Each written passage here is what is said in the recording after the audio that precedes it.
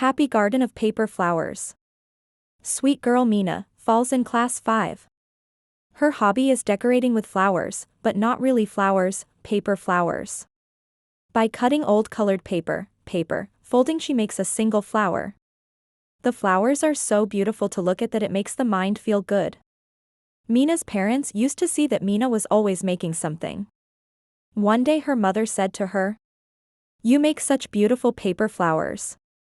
Don't make a garden with them." This came to Mina's mind. Mina started decorating her small garden. In a short time, a colorful paper flower garden was created in one corner of her room. Once at school, Mina took this paper flower. Her friends were surprised by the paper flowers. They all wanted to learn from Mina how to make such beautiful flowers. Then Mina decided she would spread her paper flowers happily.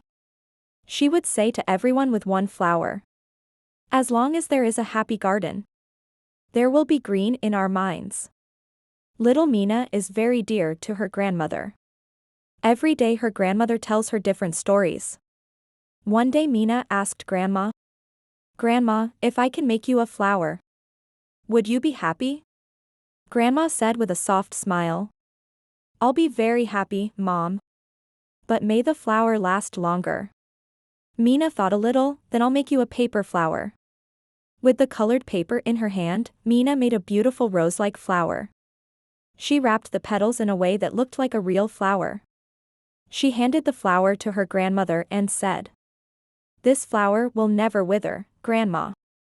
Grandma was very happy to see the paper flowers. She said, "This flower is very precious to me because it is made with your love."